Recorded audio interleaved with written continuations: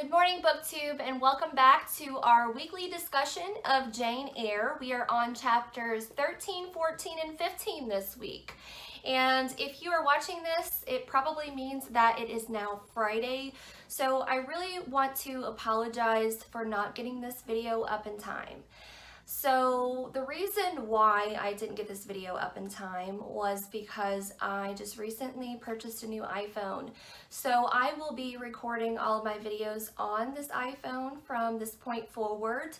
And I did not do the proper research on how to transfer videos from your iPhone to the computer.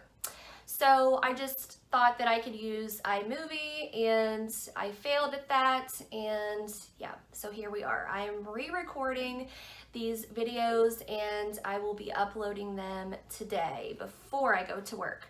So I have my notebook here. I've jotted down some things to kind of guide me along in this discussion. I also have my book. There is a paragraph at the end that I would love to read you guys. But yeah, let's just get right into it. So Jane returns from her trip to town and discovers there's someone home, and she soon realizes that that person is in fact the man that she ran into, and he is also Mr. Rochester. So, chapter 13 opens with a description of how Thornfield is now. It's very vibrant, it's full of life. People are coming in and out to visit and meet with Rochester, and Jane is loving this. It's not gloomy anymore, it's not boring. So she actually does not see Rochester all day long until he summons her and Adele to come down and have tea with him. So we get a better look at who this man is, and he seems a little bit rude. He seems very abrupt, straightforward, to the point, has no trouble bossing everyone around, and that comes with who he is. He is master. He is the person that pays everyone. He is the man, he is the owner of Thornfield.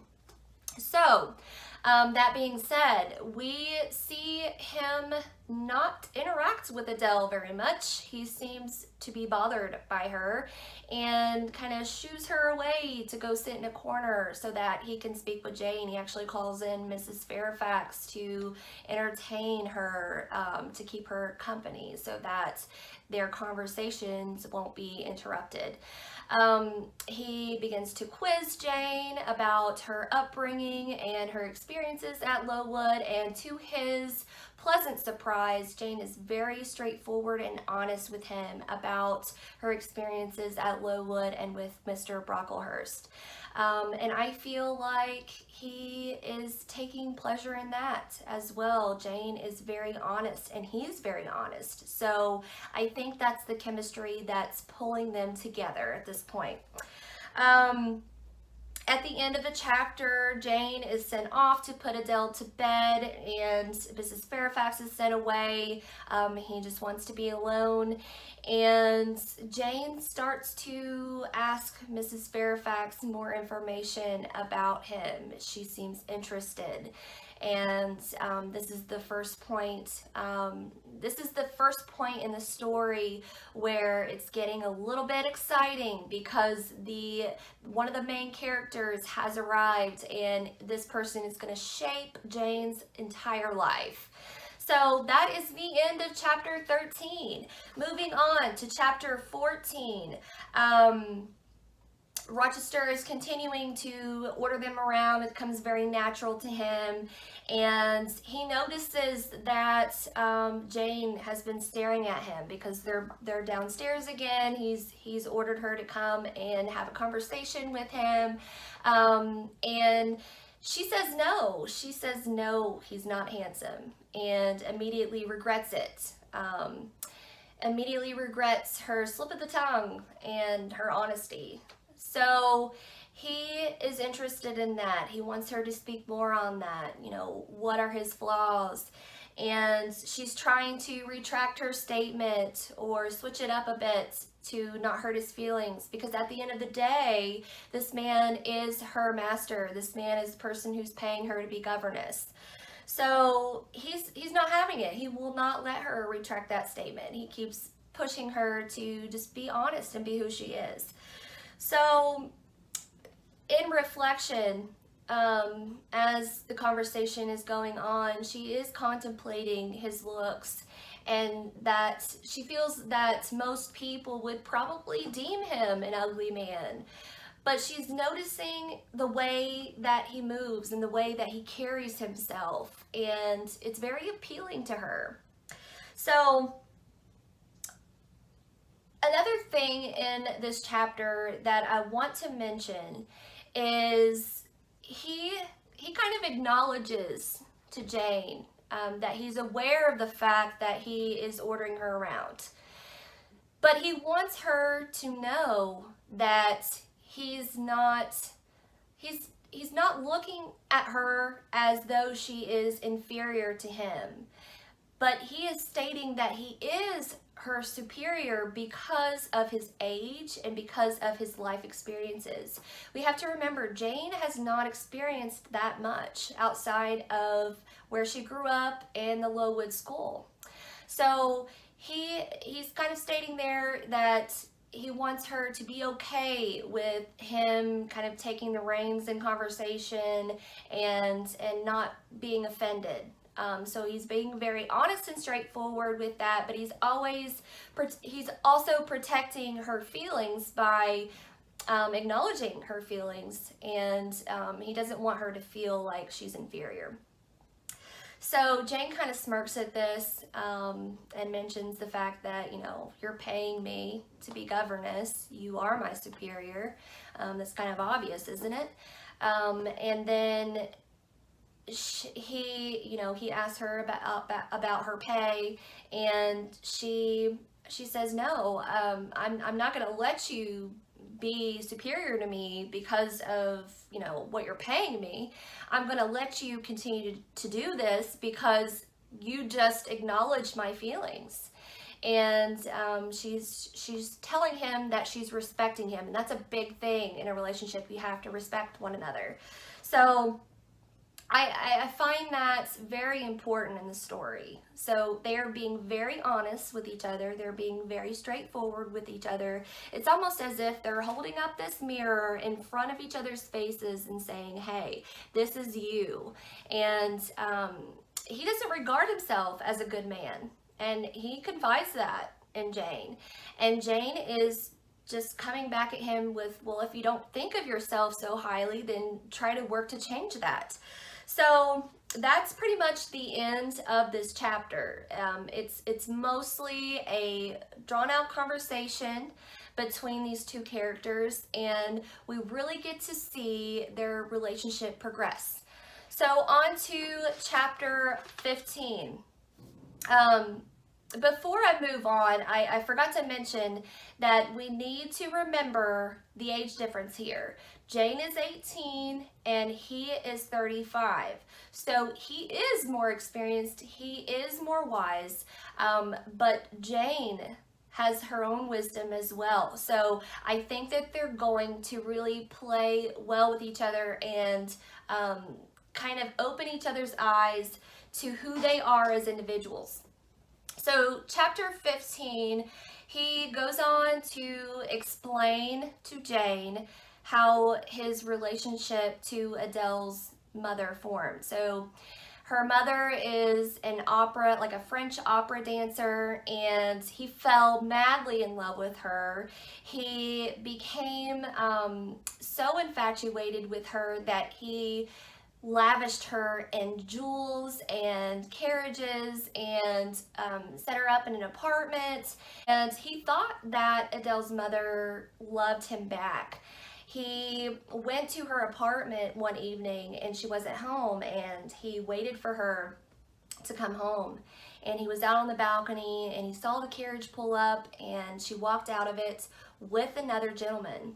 So he decides that he's going to eavesdrop. So he goes out on the balcony, pulls the curtain, and he stands behind the curtain and listens to their conversation, and it bores him. And he decides, I've had enough of this. He storms in and was like, hey, pack all your stuff, get out. I'm not doing this anymore. And that was the end of it. And then he had to return because she was claiming that her daughter was his. And he never felt, and still to this day never feels, as though she's his biologically.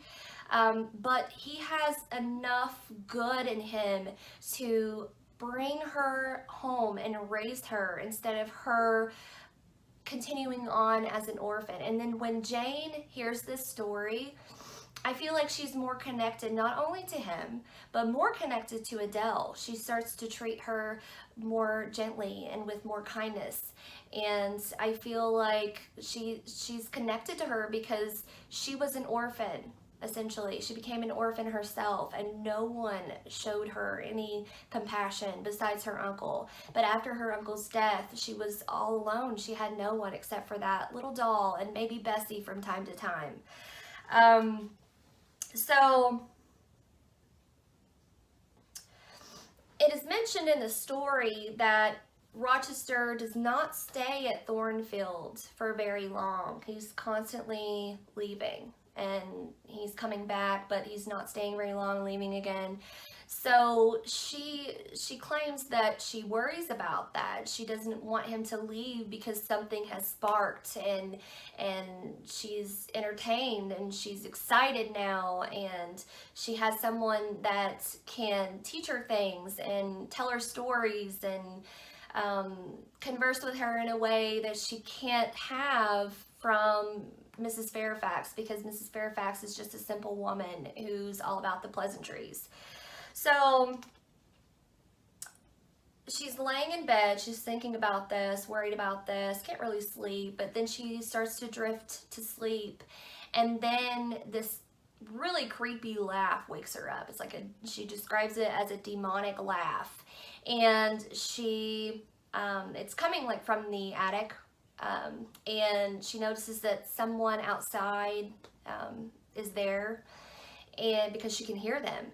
And so she opens the door, and there's this lit candle sitting on the floor, and then she looks over and there's this smoke that's bellowing out of Rochester's room. So she runs in there and everything's on fire, and she's trying to wake him up, but he's knocked unconscious from all of the smoke inhalation.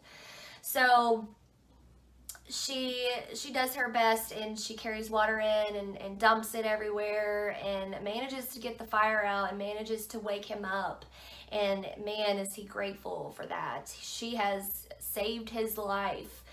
But then when Jane starts to tell him the story of the laugh and the lit candle, he starts to get really worrisome. So he orders her to stay in the room, and then he goes, he takes the candle and he goes up to the attic, and he's gone for quite some time, and then he comes back and he's very vague. He's like, okay, yes, this is exactly what I figured happened. But he's not revealing anything about, what's in the attic or why he went up there to Jane, and Jane's not asking him either. So I feel like this is, going to be an important part of the story later on. But someone has essentially tried to kill him. They tried to set him on fire. And we're dealing with someone crazy, I think. So once he gets Jane's story, and then, kind of tells her, don't tell anybody, we're just going to keep this a secret. That's kind of odd. That's really odd. But Jane's going to have to do what she's told because he's her master. He takes Jane's hand, though, and he does not let it go. And he's just thanking her for saving his life. And he's taking her hand in both of his hands. And it is this moment that I think that he's realizing his feelings for her. And it took Jane off guard. So when she goes to bed, she cannot sleep. And what happens to a girl who can't sleep at night? after something like this. The girl falls in love. So there is a paragraph at the end of the chapter, and I love this paragraph because Bronte could have came right out and told us that Jane was falling in love with him. But what excitement is there in that? Instead, she forms this beautiful paragraph that we can read and form our own ideas of Jane's feelings towards Rochester.